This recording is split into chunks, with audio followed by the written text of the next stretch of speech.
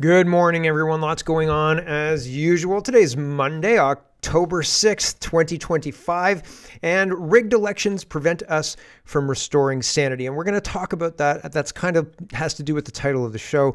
I've got a couple of different tab series that talk about this. We've got rigged elections, we've got speech, we've got our grab bag of governance that kind of touches on this as well.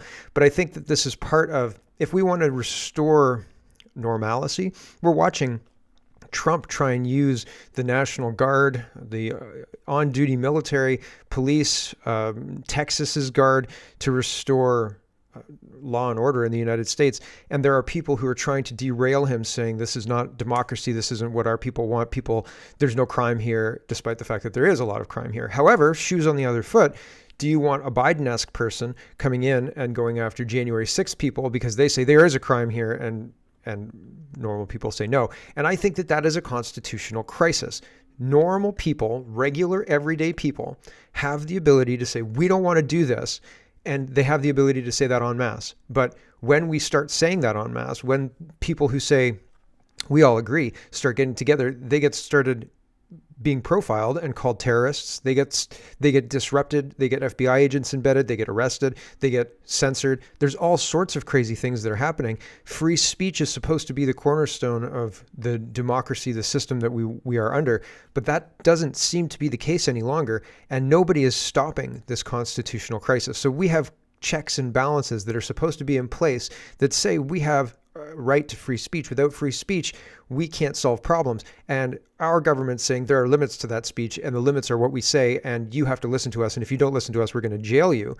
And that's a constitutional crisis. That is a threat to the very fabric of the system that we thought we were under. And now we're under a different system. And that's very, very, very concerning. And so we should fight like hell to restore the system that we believed we had. And I don't think that there's a more important thing to discuss. So we'll talk about that in a bunch of different ways. A man has been arrested and jailed for Holocaust denial and hate speech. Again, if speech can't hurt you, like the bullet or whatever it was that killed Charlie Kirk can hurt you, then speech is preferable to violence, right? And now they're saying speech and violence are indistinguishable. If you say hurty words, that's the same thing as doing whatever happened to Charlie Kirk. That is a problem as well, because that prevents anybody from saying anything that might bother anybody, because you may get in trouble, right? And that is chilling, and that is not the intent of our system. Our system is built to withstand criticism, built to withstand people saying anything they want to say, because people collect good ideas and ignore bad ideas generally. And the people who are in control are trying to use the system against citizens, I think, trying to weaponize it against citizens. The new French president has resigned, so lasted less than a month. Is Macron in trouble yet? He should be in trouble. Why isn't he in trouble? That's super weird. Starmer's making protests illegal, but only some protests. They're giving the police discretionary powers. And how do you think they're going to use them? They're going to use them against Tommy Robinson. They're not going to use them against the pro-Palestinian people. And we've seen that in Canada already. They're just making it, they're codifying it into law in the United Kingdom. And again, this is a constitutional crisis across the West. Trump on peace in the Middle East. He wants peace in the Middle East, and he's super, super close. Apparently, Hamas agreed to a deal by 6 p.m. last night, and 6 p.m. came and went, and apparently no hostages were handed over, and a whole bunch of people were being critical of Trump, but that's nothing new. Usually Trump gives some extra time to see how things play out. So we'll see. I saw a video of him yesterday in the evening talking to reporters saying, we've got to give it time, and we'll see how things go. So peace is the goal in the Middle East. We'll see if he's successful. A new Charlie Kirk rabbit hole, everybody. It's going to be fun. Apparently, Tyler has a limp, and there's no way he was running. There's no way he was jumping off a building. There's no way he couldn't walk properly, according to the video I've got. So we'll see. And ban booze in Ontario. Doug Ford is going after Canadian liquor in Ontario liquor stores. So my gosh, there's lots to get to. Let's get to it first. First, Lion Advocacy lays out what I've been thinking about, what's been permeating for the last little bit for me. And he says, I think the only reason then there hasn't been a massive criminal investigation and charges laid in regards to the unlawful invocation of the Emergencies Act way back in 22, and the violence the government then deployed, is because it would create an unprecedented and unresolvable constitutional crisis. Lion Advocacy says, seems like there was quite a bit of criminal behavior during the Freedom Convoy. So he's talking about police being violent with peaceful protesters, beating them up, so on and so forth. And more broadly, I think that he's correct. There are lots of different constitutional crises, but I think the main one is the fact that the government is trying to completely squelch free speech under the guise of your safety, comrade, and they want to be able to stop all speech with, no warrants, no oversight, no court oversight, nothing for protection of the citizen, and that's very concerning. Here is what they do with bail, and again, violent criminals are thrown in jail and then given bail, right? So you don't spend much time in jail. But people like the Coots guys, they were thrown in jail and left to rot in jail. As soon as there was an excuse to put those guys in jail, they were just left to rot. So I'm not convinced the Canadian government is going to allow people who are arrested under these new hate speech crime laws the ability to get out. They don't want them to get out. They want them to be shut up and locked up. They want their tongues torn out. That's the point. And so it's concerning, especially when you contrast it. Well, when you look at history, there were other people in history who opened up the prisons to destabilize the society, and then they killed a whole bunch of people, right? 29 million of their own people, right? Haven't heard that number before. It was the Russians, right? USSR, Bolsheviks, right? So the whole thing is jaw-droppingly awful. This has happened before, and people don't seem to be paying attention to it. Part of a constitutional crisis, an important part of the constitutional crisis, is nobody seems to be willing or able to stop what's going on. The Constitution is being violated. The basic rights of the citizenry are being violated. The agreement between the government and the governed is being broken, and nobody's doing anything about it. And so we say uniparty, right? We say these people are all working on the same team. It looks like they're trying to fight about this. The Conservatives fight about this with the Liberals. But in reality, in the back room, they're all pretty much on the same page. It's wrestling, right? They go out together. If a move goes wrong, the one wrestler feels bad for the other wrestler, right? They're wrestling. This whole thing is fake, right? Here is a Liberal talking about all of this, the open jail cells, the increasing crime, and they're asking for patience. And what? Strike feel that, you know what we're going to do? We're going to try to come out as saying we're tough and blame the Prime Minister for not doing enough.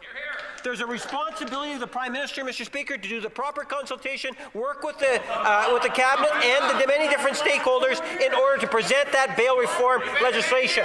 Does the member not recognize that there is that need, and can he not be patient and wait? Order. We'll have a little order. The honourable member for Oxford.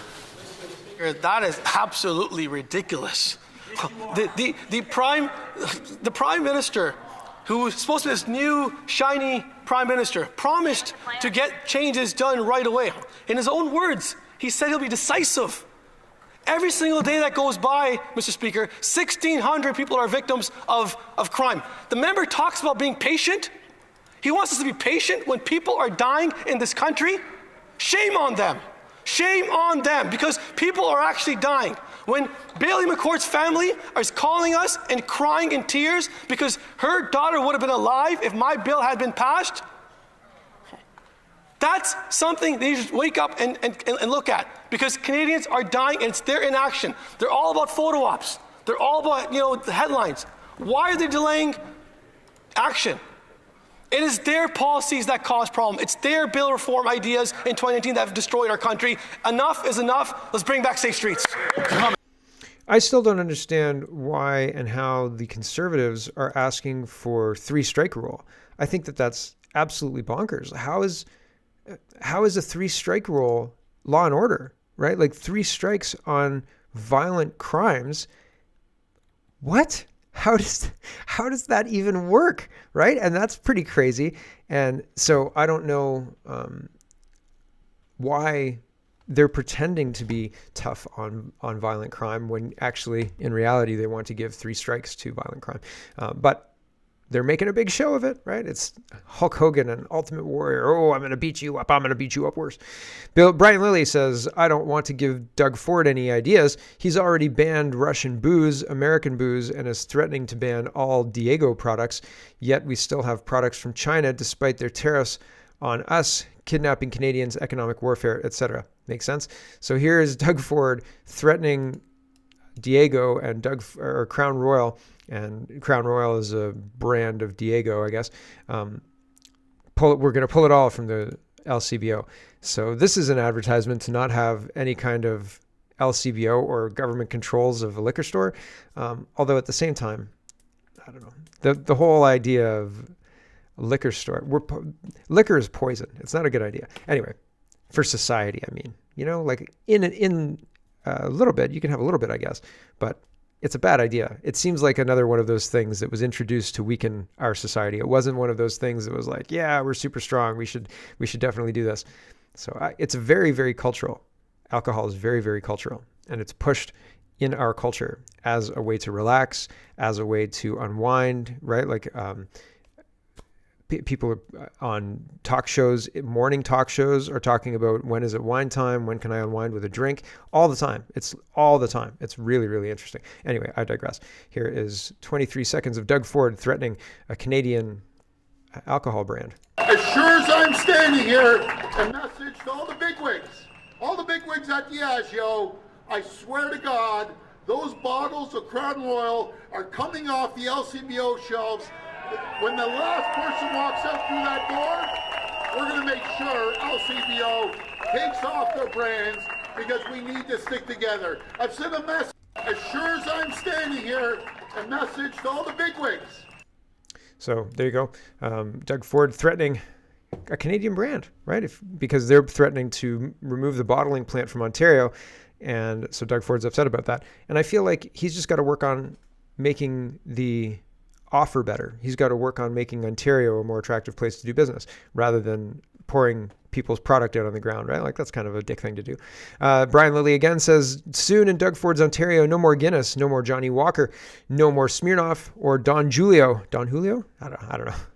All the brands below plus more will be banned in Ford's Ontario.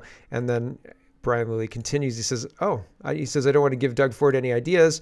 Oh yeah, I don't want to give Doug Ford any ideas. He's already banned Russian booze, American booze, and is threatening to ban Diego products. Yet we still have products from China despite their tariffs on us, kidnapping Canadians and economic warfare. So I did say that already, but I just think it's really interesting how upset Doug Ford is at a Canadian brand and not at the Chinese, right? So pretty weird, wild stuff. Larry Brock says, today we honor National Day of Action for Missing and Murdered Indigenous Women, Girls, and S2 LGBTQIA plus people. I wonder what that means in English, right? I heard that joke and I thought it was a good one. We must continue to remember the lives lost, support their families, and commit to justice and healing. Shannon responds. He says, let's first agree that missing and murdered women is bad. We all agree there. Okay, great. My question to you, sir, is why are we infantilizing Indigenous people by having days that presuppose the victim status of the communities? The vast majority of the murdered and missing Indigenous women, as per the report, are victims of other Indigenous people. And why are we so paternalistic to presume that there's anyone else beside Indigenous people who have the power to change this? So why is it our responsibility, sir? Why is this something that we have to shoulder when it's not even us perpetrating it? And how can we stop it, right? Like, I'm not in Indigenous communities. I'm not in First Nation communities. How could I stop it?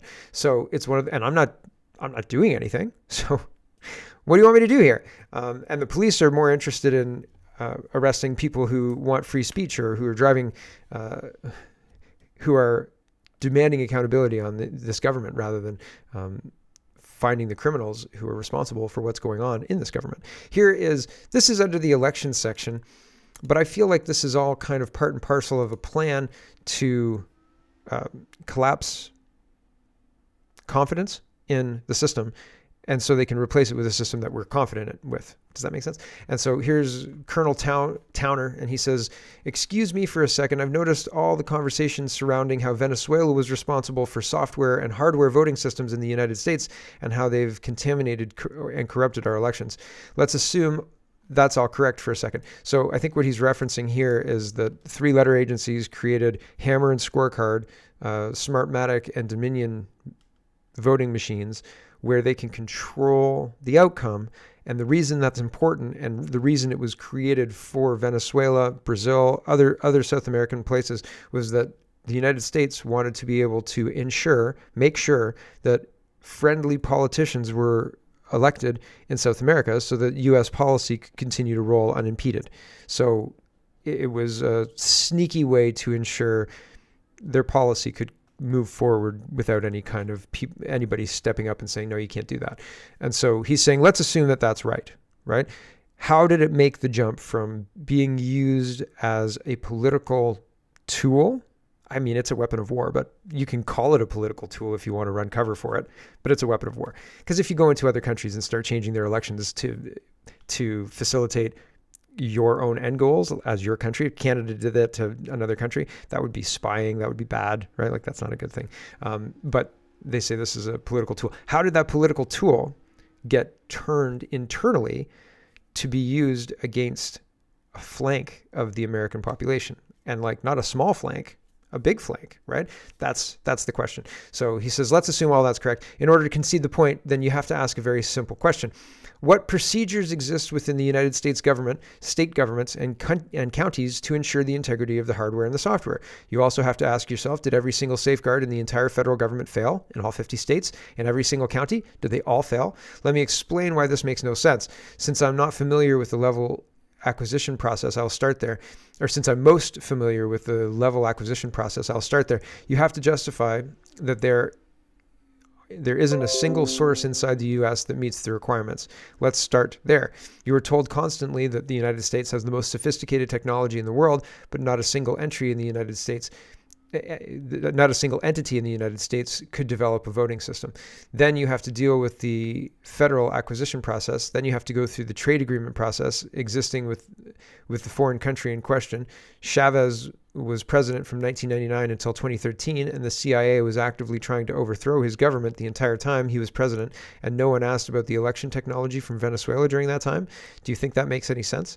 There's also, so Smartmatic has head offices in Toronto and I believe in Venezuela, and they export to the United States. They export that technology to the United States, I guess. And I think 3-letter agencies front those companies. I think 3-letter agencies set up those companies and front those companies. So back to this. There is also a national security check on all federal acquisitions. And yes, the federal government has election machines they place overseas for embassies and Americans overseas to use to vote. There's also a supply chain risk assessment that is done. Surely Venezuela would have been a risk, right? Lastly, this would be monitored, and new contacts for updates and modernization would be ongoing with the necessary steps listed above recertified along the way. Given all that information, Venezuela is non-TAA designated country and a foreign adversary with a hostile socialist regime. Such a procurement would not merely be a bureaucratic violation, it would be treated as a direct threat to national security. As a reminder, Philippines elections in 2016, Smartmatic provided the vote counting machines for the Philippine national election.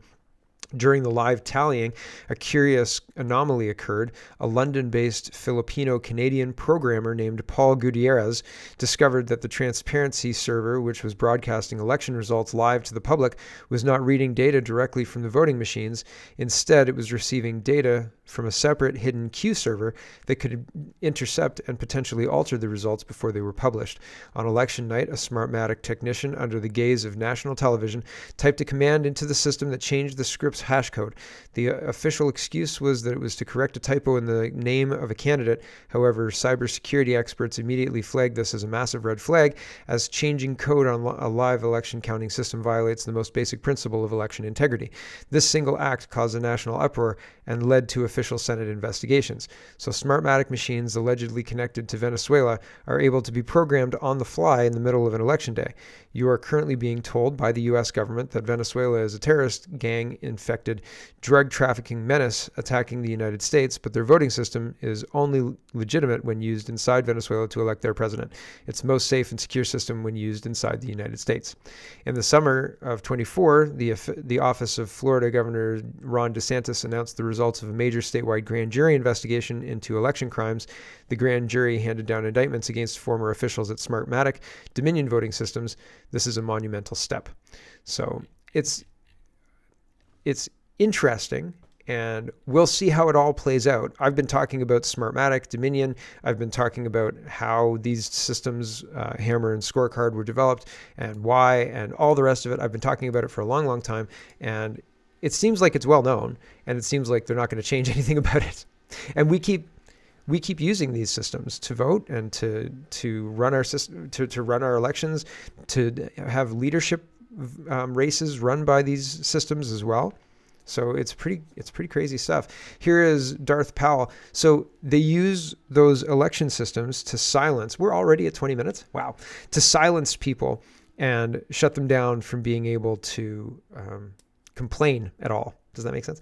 And so the elections, and usually the people have a say during elections. If somebody does something that's egregious during the last 4 years or the last period of governance, then the people can come in and remove them from office if they're upset with them.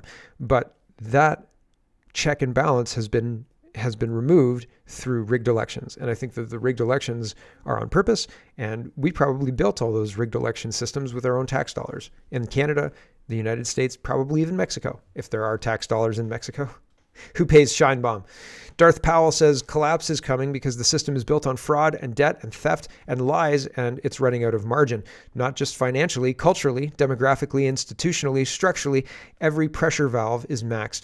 Here's the hard breakdown. 1, financial cancer, debt-based everything. The U.S. runs $2 trillion plus deficits annually during peacetime. Interest on debt is now larger than defense spending. 70% of all U.S. Treasury insurance is short-term, constantly rolling over at higher rates. Social Security and Medicare are mathematically doomed, so are pensions. The solution: print more, inflate more, lie harder, steal more from the working class. This isn't a healthy system. It's a Ponzi scheme dressed in stars and stripes. Demographic time bomb. Boomers are retiring en masse. That means consumption's down and tax burdens up. Birth rates collapsing means fewer workers and fewer soldiers, fewer innovators and fewer buyers. Immigration is not replacement. It creates fragmented loyalty, not cohesion. China, Europe, Japan, all worse, but the United States is also bleeding internally. No empire survives without people who believe in it and breed for it. Boomers stole all the wealth. Young families can't afford kids. The system hates young slaves, uses them. Why breed for that? Institutional rot. The FBI, CIA, Department of Justice is captured and weaponized and distrusted. CDC, WHO, NIH discredited during COVID. Courts are politicized. Universities are factories of fragility and colluding with foreign enemies for dollars. Military is recruiting with drag shows while prepping for war. Nobody believes the system works, not even the people running it. Global order breakdown. U.S. can't dominate geopolitics like it did in 1991. Gold is rising, dollar reserve status now under attack. The empire burned its most capital and overplayed its hand. Energy supply chains, infrastructure, grid is fragile, water systems are aging, strategic reserves drained, no new nuclear, reverting to coal, EVs straining the grid. Just-in-time logics, vulnerable to disruption, war, black swan events, or sabotage. You don't run a 21st century empire with 1970s pipes and 2030 ESG fantasies. Cultural cowards, not builders. Men are demoralized. Families are disintegrating because of no leadership. Thanks, Charlie Kirk, for pointing that out. Cities are lawless. Schools weaponized. Indoctrination. Media is propaganda. Yep. Dissent is criminalized. Truth is hate speech. We aren't growing a generation of leaders. We're manufacturing dependence and delusions. No feedback loops and no reform. Elections are bought, rigged, or meaningless. Media suppresses exposure. Whistleblowers are punished. Truth is algorithmically buried. Even failing systems, every failing system is bailed out, subsidized, or ignored. If failure isn't punished, then failure becomes policy. Failure becomes leaders. Too long didn't read. Collapse isn't coming because of a single event. It's coming because the system won't fix itself. It's too captured to reform, too bloated to pivot, too demoralized to resist. The center cannot hold, not culturally, not financially, not spiritually. So prepare accordingly, unfortunately. Whitney Webb is talking about how Prime Minister Carney was was in a position to move on certain big people who are well known, and he didn't when he was in a position to do so, and now he's the Prime Minister of Canada. And we've seen this before. Wiretap Media says, friendly reminder that Prime Minister Carney was involved in a massive money laundering cover-up perpetrated by HSBC Bank. His inaction resulted in the destabilization of Ontario's housing market when HSBC was exposed for inflating the market with fraudulent mortgages. Full documentary and comments. So pretty wild stuff. This is another wild thing. Wow, man, we're so long already. I wanted to show everybody this. This is AI first. So the Toronto Star is calling on Mark Carney to unleash AI for Canadians or something, some nonsense. And it is nonsense because if you try and write a novel with AI, if you try and write a WordPress plugin with AI, if you try and do these things and you don't know what you're doing, I promise you the AI is going to lead you astray. And you don't know what you're doing. If you don't know how to write a WordPress plugin already, then you're going to have a hard time with it doing it with AI. And so if we pretend that we can just hand things over to AI because AI is so smart and stuff, we are going to have a bad time. It's going to be a bad day because the AI couldn't even keep track of basic characters in my novel, and I only had 6 main characters. Is that a lot? I don't even think that's a lot. So one of the main characters was an incorporeal computer thing, and it decided that the incorporeal computer thing actually worked at the company and had an interaction with the main character, which shouldn't and couldn't happen. So I was like, nope. Come on, dude. What are you doing? Do you not understand the brief I gave you? Anyway, here's the Toronto Star saying, Carney government under pressure to unleash the power of AI, but also protect Canadians. So everybody gets an AI babysitter on their phone. You're welcome, Canadians. You're being protected. Danger, Mark, please put on your bicycle helmet before you leave the house. Falling satellites might hit you in the head. No, sorry, AI. I don't need a nanny state reminding me. But that's exactly what they're trying to do. Here's Ursula von der Leyen, and listen to the paltry applause that she gets when she announces AI first. She wants every company to ask AI first what they should do. What do you think we should do, AI? How about no? How about absolutely not? Here we go. This is a long free show today. I'm sorry. We are presenting an Apply AI strategy. It is based on a simple yet transformative principle, and that is AI first. I think this is worth an applaud. I heard the one and only person there. One person. Boo, right? AI first. Get bent. Get bent, van der Leyen. That was symbolic for the uptake of AI. One person starting, the rest following. And indeed, whenever a company or public office, what is AI first? When they face a new challenge, the first question must always be, how can AI help? Because when AI is in the loop, we reach better solutions, fast, reliable, affordable. Some of your startups are already pioneering it. Let me tell you, I'm a medical doctor by training. I'm amazed what AI can do in medicines. AI can assist doctors in diagnosing cancer much, much earlier, or accelerate. Cancer is really, really lucrative. Cancer. All that money, all that cancer research, money, government money for cancer. And what if you had a cure for cancer? What if a guy named Dr. Makis could give you pills that helped your body just deal with it? What would that say? What would that do to all that cancer money? What if the AI doesn't know about those? What if the AI is programmed that those don't work, but maybe they do work? What if the AI doesn't know that? What if the AI is programmed to maximize the portfolio of a pharmacare company? Super smart, those AIs. Do you trust an AI doctor? I don't. I don't trust any of these institutions at all. I don't know how anybody could. AI first. Innovative medicines discovery. AI adoption needs to be widespread, and we want to help speed it up. So, we will create a European network of AI-powered advanced medical screening centers. This means top-class healthcare at all corners in Europe. And we will incentivize hospitals and pharma companies to take up innovative AI solutions, because we all know AI can save lives, and Europe must lead the way. We will promote the same AI-first approach across our strategic industries.